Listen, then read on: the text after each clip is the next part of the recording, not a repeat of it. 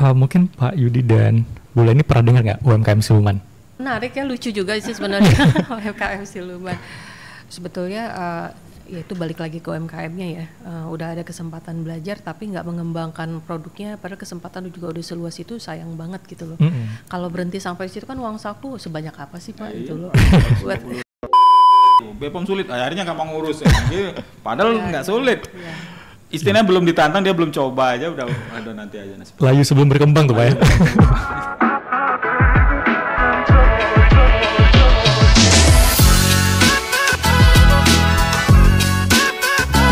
Oke, halo sahabat BPOM dan rekan BPOM Aceh, selamat datang di podcast Berbisik, Berbincang Asik bersama aku Suel Fata, dan hari ini kita sudah kedatangan tamu yang luar biasa, ada Pak Yudi dari BPOM dan juga Ibu Leni dari Bank Indonesia. Apa kabar Bapak Ibu? Baik. Alhamdulillah, makasih Mas. segar sekali hari ini.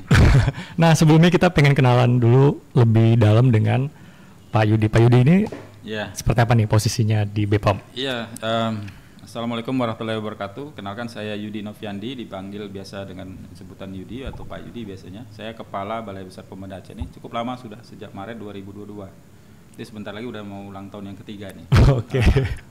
Wah, jadi episode pertama langsung dengan Kepala BPOM-nya ya? Iya, betul. Nggak masalah sih kalau di BPOM sama-sama saja bisa.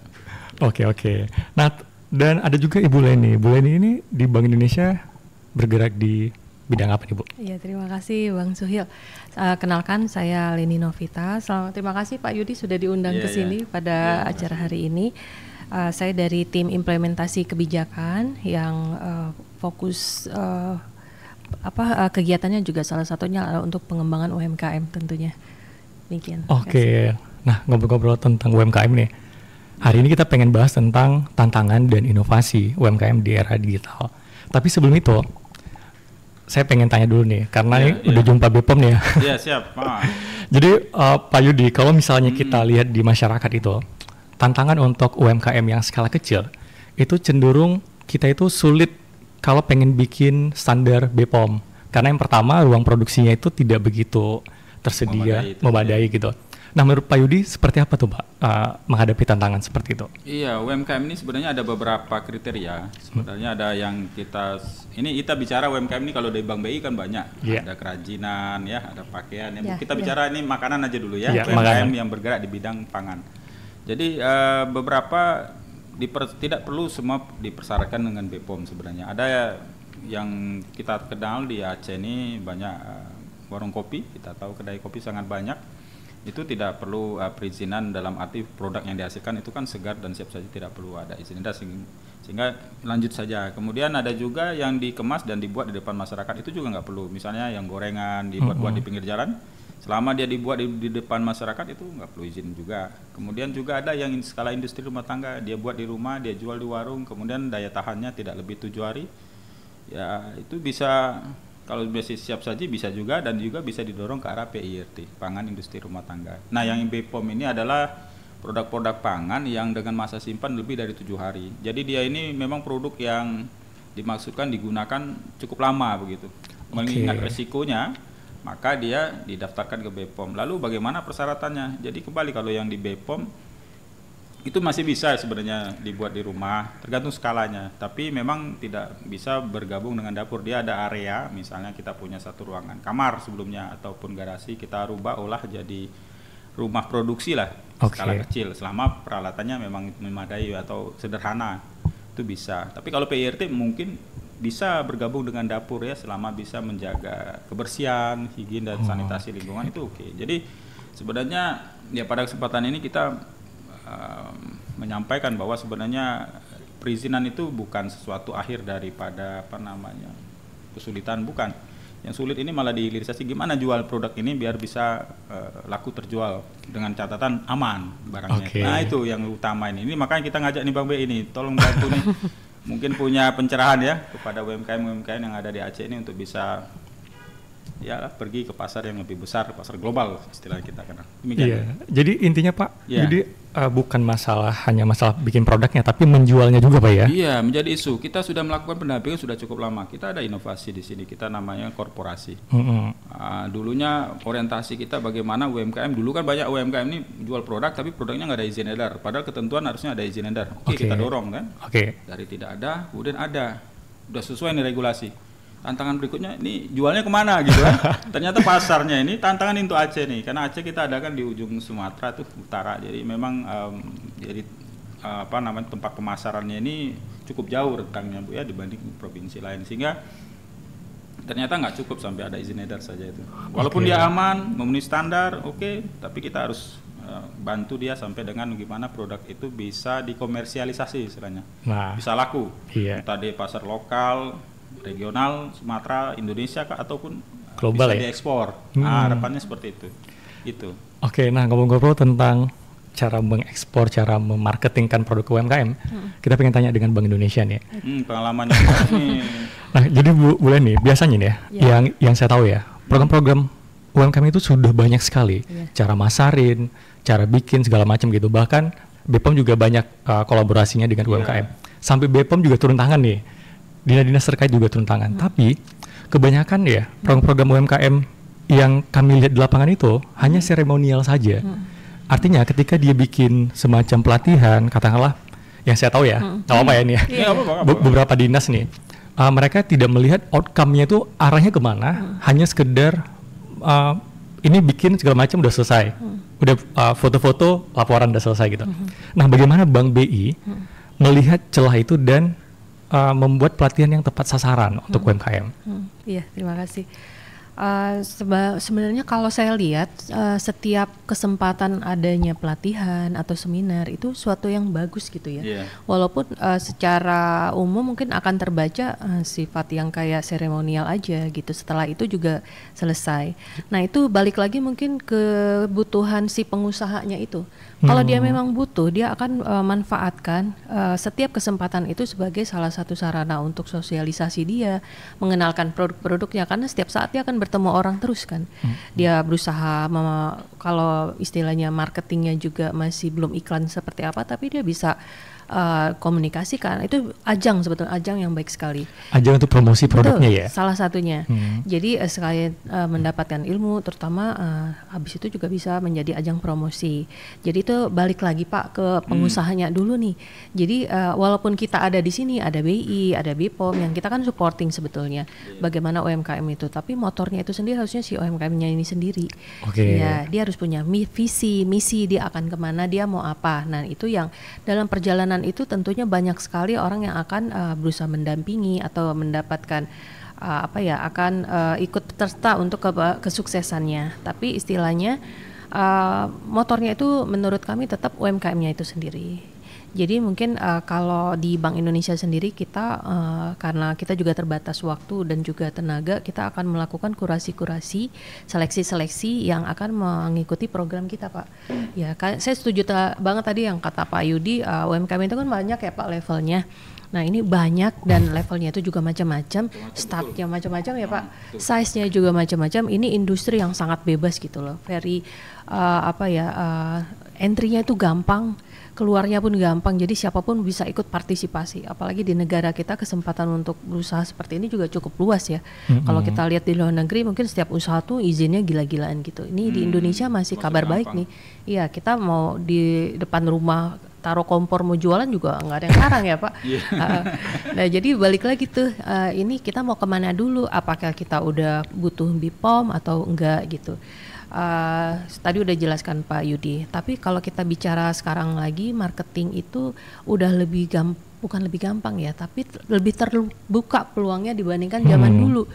Dengan adanya internet, dengan adanya digital, di sini Bank Indonesia juga ikut mendukung dengan adanya pembayaran transaksi secara digital tentunya untuk memudahkan transaksi-transaksi yang borderless sekarang kan ya, nggak terlalu. Apalagi dengan adanya istilahnya pariwisata, orang juga datang itu udah silih berganti, dan itu juga sebetulnya kesempatan.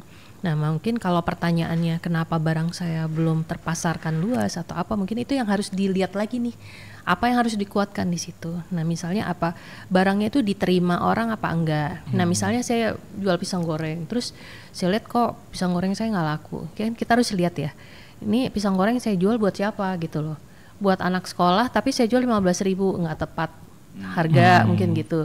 Saya mau jual ke kantor, terus kenapa belum laku? Mungkin kantornya nggak suka yang kayak gini. Mungkin kemasannya ngelihatnya 15.000 kok nggak kacau gini, maksudnya gitu kan. Ada target-target market yang harus dibidik sebetulnya. Kita nggak bisa buat terus langsung pasrah mudah-mudahan ada yang beli, itu agak susah. Maksudnya agak harus kalau kita udah bicara omset, supaya kita udah bicara dukungan alat-alat segala macam, udah mau bikin ruangan ya Pak untuk BPOM, terus ujung-ujungnya frustasi karena ada yang beli. Karena itu satu kesatuan yang utuh misalnya, karena harapannya juga UMKM itu kan bertumbuh ya Pak, dari tahapan dia, misalnya kita bicara aja ada dana yang kecil, nanti kita bicara kelembagaannya dulu, nah bicara izin-izinnya segala macam ya Pak. Ini kalau kita udah keluar dari zona produk langsung jadi ya Pak ya, nah ini udah mulai ada tuntutan nih. Misalnya produknya juga akan berkembang, dia akan memasarkan lebih jauh, tentunya izin-izin ini mulai perlu. Nah terus balik lagi kalau masalahnya ada marketing mungkin ya tepat sasaran atau enggak, ini produk diperlukan atau enggak, kayak gitu. Nah sebetulnya Pak kalau kita mendapatkan pasar yang tepat, kalau kami perhatikan barang apapun itu ada yang mau gitu loh. Asal begitu kita buat, ya? Tapi kita tahu ini mau jual kemana gitu. Jangan kalau kita terlalu loose kayak gitu agak frustasi nanti takutnya ya. Jadi betul, mungkin ada harus yang dipelajarin dulu nih Pak, kan ilmu juga berkembang terus. Nah mungkin harus belajar target market, belajar marketing yang tepat, tentunya itu juga memang nggak gampang. Tapi mungkin orang juga kalau kita lihat prosesnya bisa 10 tahun, apa kita mau ke arah situ. Nah itu juga harus tekun nih, insya Allah katanya setiap ada kemauan pasti ada jalan pasti ya Pak ya. Iya insya Allah seperti itu. Mungkin itu yang bisa saya tambahkan. Nah kalau misalnya kita berbicara UMKM yang tadi Bu Leni sampaikan, bahwa ternyata harusnya itu si UMKM juga punya bekal ya untuk bertumbuh, untuk belajar, dan untuk menghadapi inovasi dan tantangan di market gitu. Nah kalau untuk saat ini Pak Yudi, di BPOM sendiri apakah ada program-program pelatihan untuk memasarkan produk itu, atau hanya sekedar kalau bikin produk yang sesuai standar gini-gini loh gitu? Oh iya, ya betul. Ini yang menarik nih. Memang betul. Ya kami menyadari ya keterbatasan kewenangan. Jadi memang ternyata rantai pendampingan kepada UMKM ini sangat panjang, sangat panjang. Jadi dulu itu intinya beginilah, bahwa mungkin pernah mendengar ya bahwa perizinan itu adalah suatu hal yang sulit dulu intinya. Iya betul. Kalau kami jadi momok tuh kalau udah ngurus perizinan udah satu hal yang padahal belum jualan ini. Belum jualan lagi. Udah ribet. Nah itu yang kita anulir. Sudah hilang lah insya Allah kalau setahu kami ya. Tapi mungkin silakan aja kalau masih ada masukan. Ya kami siap sih melakukan pendampingan tanpa ada biaya-biaya lain lah. Pokoknya ya selain dari penghasilan negara bukan pajak PNBP, maka tidak dikenakan biaya kepada UMKM yang kita dampingi dalam proses perizinannya. Lalu kembali ke tadi, Bapak memang betul sebelumnya itu banyak keluhan tidak ada izinnya. Ini kita dampingi itu. Jadi dulu yang kita nunggu, dulu modelnya nunggu orang datang kantor kita layani. Nggak datang kantor nggak kita layani. Nah, sekarang kita udah jemput bola nih. Udah berapa tahun ini jemput bola sudah habis nih UMKM yang mau di MD-kan itu di BPOM kan udah berkurang jumlahnya. Udah berkurang, ketika udah berkurang kita evaluasi yang lampau. Nyata betul Bu, tantangannya itu adalah setelah dia pun sudah ada izinnya, kami kira gara-gara izin lah ya masalah UMKM, ternyata enggak juga. Sudah ada izinnya masih juga ada isu yang tadi disampaikan. Ternyata memang dari awal marketing itu, strategi marketing memang sudah harus ditanamkan dulu. Jadi tidak serta-merta udah ada izin edar nih, kemudian mau dijual kemana? Ya asal pasar riba, ini untung-untungan agak repot Bu ya. Memang harus ada yang ditargetkan dari pasar ini. Produknya juga harusnya bukan sesuatu yang sama, tetapi memberi warna pasar gitu ya Bu ya. Jadi pengembangan ke arah sana. Saya kira ini bagus nih. Nanti ke depan juga kita akan coba gandeng dari sisi marketingnya untuk beri muatan kekuatan kepada UMKM yang kita dampingi, dengan harapan mereka juga bisa diversifikasi. Misalnya olahan pisang tetap pisang bahan baku, tapi pisang apa nih kan ya Bu? Betul. Apakah pisang goreng, apa pisangnya dibuat bolu pisang misalnya kan seperti itu. Ini pasarnya mau kemana dulu gitu. Nah itu yang menurut kita pada saat nanti kita melakukan pendampingan ke depan, mungkin dengan bekerja sama dengan Bank BI untuk bisa memberikan muatan kepada UMKM itu. Jadi jangan meramaikan pasar dengan barang yang sama, akhirnya rebutan pasar gitu kan. Kuenya yang itu juga dibagi-bagi, jadi akhirnya sampai tumbuh mati. Nah itu sebenarnya kuenya kecil ya. Kuenya kecil, mending kita diversifikasi ya produk, mengisi sesuatu yang baru yang benar-benar UMKM. Saya kira gitu ya. Nah tadi Pak Yudi bilang kalau misalnya kita sekarang udah jemput bola nih Pak. Iya betul. Nah mungkin rekan BPOM Aceh pengen tahu nih, jemput bolanya tuh apakah bekerja sama dengan dinas atau bekerja sama dengan... Oh iya, model jemput bola ini kita pertama ada dengan dinas dulu. Nah, sebelum ke mitra ke BUMN, kita ke dinas-dinas. Dinas-dinas itu kan dia menaungi, tadi ada yang sudah diberi pelatihan, tadi juga disampaikan. Memang betul tuh ada juga yang sudah pelatihan terus so what gitu, habis itu apa gitu kan. Nah itu sering kita gandeng tuh, kita yang lanjutkan sampai proses perizinannya dengan dinas-dinas. Jadi kita merangkum ya, jadi bukan di Kota Banda Aceh saja, jadi dari Aceh Utara, Aceh Timur sampai ke barat, sampai ke Tamiang yang kita dampingi ini. Kita bicaranya Provinsi Aceh. Jadi walaupun kantornya Banda Aceh, kita hadir semua karena memang seluruh Aceh Pak ya. Seluruh Aceh termasuk daerah Lok Sumawe, sedian-sedian cair itu kami temukan itu. Kita coba proaktif untuk sampai ke sana dengan dinas-dinas itu, untuk menggandeng dinas kita, namanya itu dari inovasinya namanya korporasi, itu memang dengan dinas, tapi ternyata memang muatannya itu lebih mengkolek calon-calon. Nah sekarang calon-calonnya ini sudah semua nih, tinggal yang ada existing dan yang ke depan kita mau dorong agar bisa mengkomersialisasi istilahnya ya, produknya itu menjadi produk yang memang berdaya jual. Tapi memang ada yang berhasil. Ada yang kita dampingi dari tahun 2019, sekarang sudah masuk pasar ekspor. Mungkin juga dari bantuan ini, boleh nyebut merek nggak ini? Boleh lah kali. Boleh lah ya. Saya contohkan UMKM-nya, produknya cabai hijau. Oh, oke. Capli ya. Capli ya. PT Raya, apa itu namanya PT-nya, itu perusahaannya. Nah sekarang sedang bangun lagi, tadi kan di Ruko nih, yang existing. Waktu kita dampingi dia bangun buat pabrik kecil di Ruko. Nah sekarang udah dapat pasar ke ekspor ya, jadi sudah mau bangun pabrik di suatu kawasan di daerah Aceh Besar, Banda Aceh. Ya udah mau besar. Ada yang berhasil karena dia dapat pasar yang tahu kan, dia cabai hijau kan jarang. Iya, dan cocok Pak ya pasarnya ya. Cocoknya tahu dia target marketnya. Jadi memang betul. Jadi kita harus spesifik kita buat itu. Iya, dan kalau nggak salah Capli ini juga kerjasama dengan Bank Indonesia untuk pengembangan pabriknya ya, yang saya dengar ya. Iya, itu udah cocok lah itu. Iya, dan yang saya dengar juga pengurusan BIPOM-nya juga termasuk cepat banget ya Pak. Iya, ya sebulan lebih. Iya, nah itu prestasi juga tuh, yang katanya bisa bertahun-tahun, ternyata kalau memenuhi persyaratan bisa secepat itu ya Pak. Iya, sebenarnya nggak gitu-gitu banget lah itu, karena orang tuh kan trauma belum maju, udah mundur duluan. Jadi belum sempat ke BPOM udah ngeri nih BPOM lambat. Ya, kira-kira, tapi begitu masuk enggak. Iya, itu salah kalau sebisa kita dampingi. Memang kendala paling di renovasi, kalau memang itu ada tuntutan di situ aja yang membutuhkan. Tapi kita coba kalau bisa seminimal mungkin sih investasi dari pelaku usaha, karena kita bicarakan kita ini barang belum dijual udah banyak ini takut double ruginya. Iya betul. Kan kita seminimal mungkin, tapi tetap memenuhi persyaratan minimal cara produksi pangan olahan yang baik, itu sih. Oke, artinya sekarang udah cukup mudah Pak ya? Mudah sebenarnya, mudah sekali. Dan sangat dibantu ya, ada dari BPOM, Bank Indonesia.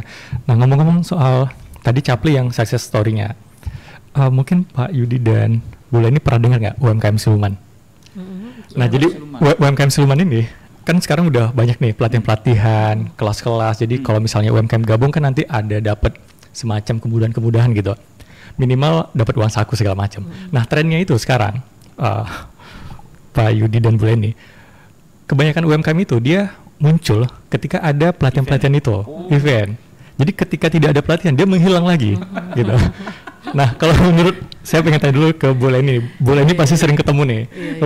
Bu Leni, fenomena itu kenapa ya seperti itu ya Bu? Oke. Menarik ya, lucu juga sih sebenarnya UMKM Siluman. Sebetulnya ya itu balik lagi ke UMKM-nya ya. Udah ada kesempatan belajar tapi nggak mengembangkan produknya, padahal kesempatan juga udah seluas itu, sayang banget gitu loh. Kalau berhenti sampai situ kan uang saku sebanyak apa sih Pak gitu loh. Buat nggak bisa jadi buat sebulan hidup juga nggak cukup gitu ya. Jadi maksudnya kenapa nggak, memang mungkin ada ya. Nah kami juga kalau kelasnya mungkin agak terbatas, kurasi itu mungkin kita juga lihat di produk jadinya Pak, dia udah seberkembang apa, itu kami juga punya evaluasinya. Filter awal Ibu ya? Iya. Nah, saya kira ada BI pasti filter lah. Sama dengan BPOM kita datangi malah. Dia kalau nggak ada barangnya kelar ya? Iya nggak mungkin. mungkin. Maksudnya kalau kita insya Allah lah ya Bu ya, yang kita itu confirm orang-orang yang memang berusaha. Tinggal tantangannya itu di komitmen kalau kami. Kalau yang tadi itu kayaknya nggak ada kalau di kami. Karena memang jadi prasyarat itu sudah kita lihat aksi dia dulu kan Bu, bukan mendorong-dorong, bukan izin misalnya NIB-nya saja bukan, tapi apa sih yang sudah dia lakukan gitu, bahwa sudah ada produk, nah itu kan Bu ya, marketnya seperti apa, mau dikembangkan. Jadi saya kira nggak bisa masuk dia kalau ke BPOM, ke B gitu. Pasti mental duluan ya? Iya, belum masuk udah nggak bisa, karena kita mau lihat memang betul barangnya dulu. Sudah yang tantangan komitmen tadi yang disimpan. Komitmen di awal. Itu gini, dia punya keinginan untuk mengembangkan UMKM gitu Bu ya. Tapi tadi komitmen itu tidak dibarengkan dengan kontinuitas, konsistensi. Orang yang berhasil tuh katanya orang yang konsisten walaupun gagal terus maju gitu ya Bu ya.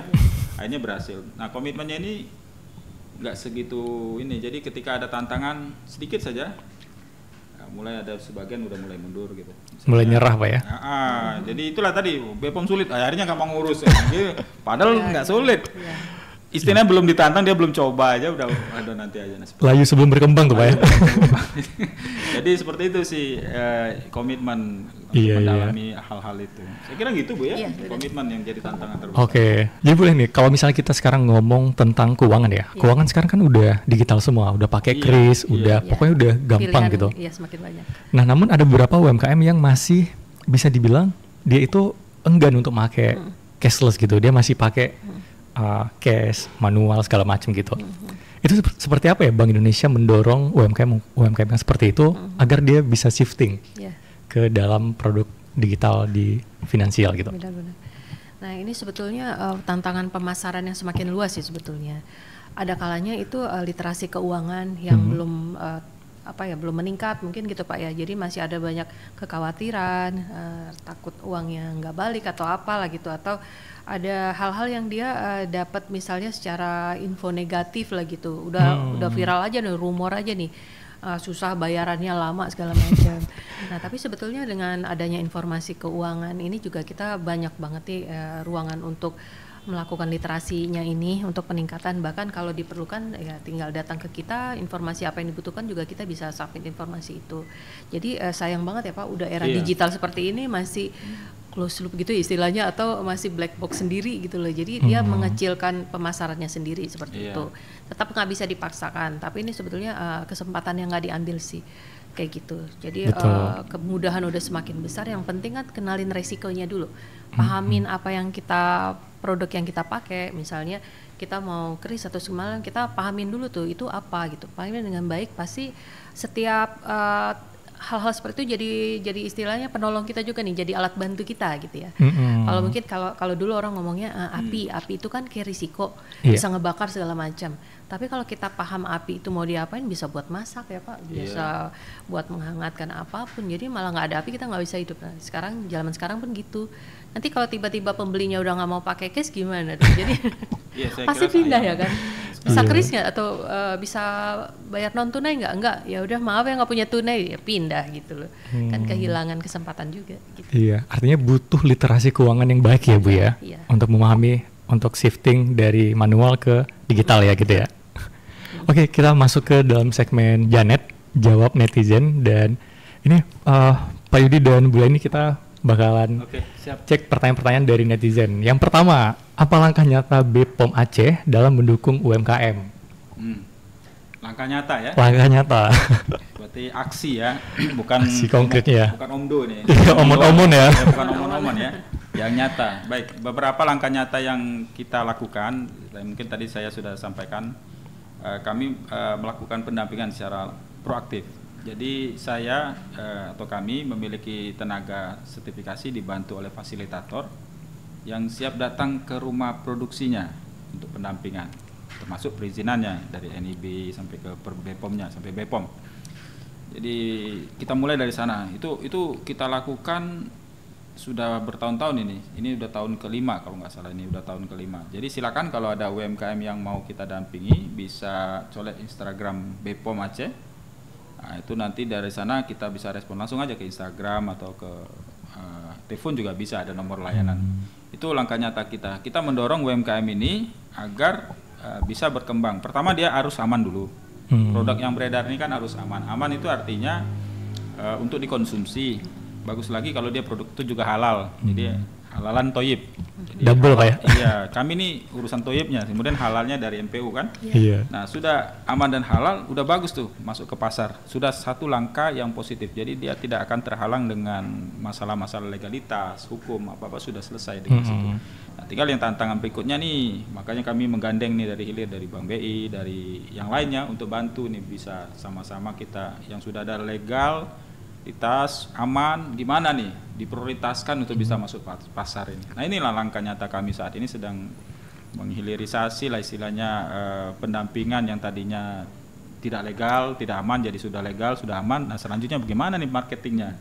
Oke. Nah itu langkah nyatanya BPOM menggandeng juga dari BI, salah satunya mohon bisa dibantu Bu nanti Bu, misalnya kalau ada katalog produk ya sekiranya mohon yang sudah ada izin edar nih bisa didulukan karena dia secara legalitas ada, kemudian secara keamanan mutu sudah terjamin. Sudah terjamin, betul. Iya, karena prosesnya gini, kita datang ke tempat produksi, jadi kita memang memastikan itu produk itu dibuat secara aman. Kalau dia nggak bisa melakukan produksi secara aman, ya nggak muncul izin edarnya. Oke. Nah gitu, jadi ketat.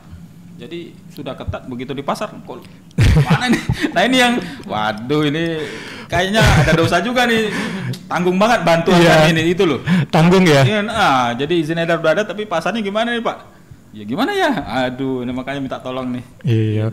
Salah satunya. Artinya salah satu tindakan nyatanya coba berkolaborasi dengan stakeholder yang lain ya, Pak ya. Untuk bisa mengkomersialisasi tadi produk itu. Kalau bisa tembus ekspor, maunya seperti itu. Itu biar ekonomi Aceh kan bisa bangkit tuh kan. Betul. Bisa ada UMKM lainnya. Itu tantangan kita nih sama-sama nih. Jadi kalau bicara nyata ya itu sih kalau untuk dukungan kami kepada UMKM. Kami tanpa biaya, tidak ada biaya kecuali yang memang disetor ke kas negara. Jadi biaya transport petugas itu memang sudah ditanggung dari anggarannya BPOM. Memang sudah ada petugasnya, sudah ada. Memang negara sudah sejak zaman presiden sebelumnya ya dari Pak Jokowi dari 2014 sudah berlangsung terus sampai sekarang gitu untuk nggak ada berubah, tetap seperti itu. Oke, jadi buat rekan BPOM Aceh jangan takut tuh, nanti jangan layu sebelum berkembang. Iya, maju dulu kalau ke BPOM. Maju dulu. Belum apa-apa udah takut ya. Nanti tapi saya terima kasih masukan juga. Nanti pas pada saat materi pelatihan kami mungkin perlu sebelum masuk materi teknis tentang cara produksi panganan perlu terkait materi komitmen tadi bagaimana menyemangati mereka, kemudian terkait dengan strategi marketing, bagaimana mengisi pasar, Bu ya. Baru masuk tentang BPOM. Nah, jadi dia nanti punya gambaran selama ini langsung materi bagaimana cara ngurus izin edar kan. Jadi nggak tahu marketing, tahu-tahu barangnya serupa udah banyak di pasaran. Iya betul. Barang sejenis sudah banyak, jadi kan waduh repot juga nih kita nih harusnya berkolaborasi seperti ini. Jadi dia dapat ilmu yang komprehensif si pelaku usaha itu ke depan. Jadi langsung tahu pasar dia mau kemana nih, legal, oke, aman. Kemudian didukung pasar udah jelas mau kemana, nah, itu top. Harapan kita bisa memang betul-betul menghasilkan UMKM yang menghasilkan produknya yang bernilai jual gitu. Iya benar. Itu sih. Oke, kita masuk ke pertanyaan yang kedua ya. Oke. Waduh, ini nanya lowongan kerja ya 2025 apa kamu tahu? Lalita lagi nih 2 kali nanya dia. Tadi Lalita ya? Oh 2 kali ya.